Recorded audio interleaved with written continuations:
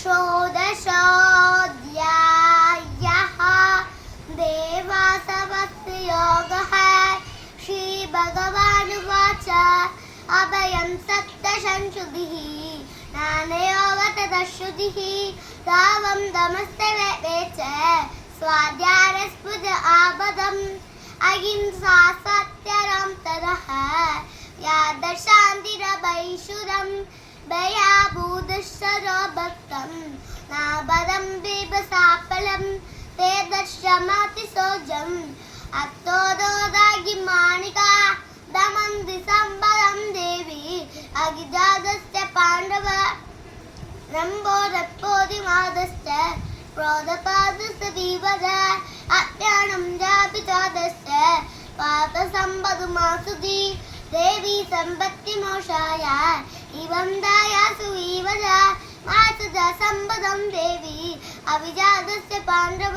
द्रवोदसरुरोहिस्मिन् तत्तादु सवीवज देवोदिष्टसत्तोपः आसुरं पागुवेषणो प्रगत्यं च विवत्यं च जनालयाख्यमसुजः मसोजं न्याहि जारो वशतं तेषु विद्येः अशत्यमक्कडिष्टं ते जलदादुदीक्षणम् अवदस्तुसम्बोधम् इमन्यक्करु ऐबुरम् एकादिशीति दर्शत्य पद्मापादयतोऽप्ययः तरवन्मनधर्माम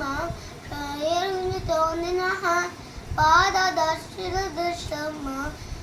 मातामृतमयः तरममतम्मान ॐ सस्वभिः भगवति शास्त्रो शास्त्रो ब्रह्मविद्याया योगशास्त्रे श्रीकृष्णावतसंवादे देवासवस्य योगः। षोडशोऽध्यायः ॐ ब्रह्मार्पणं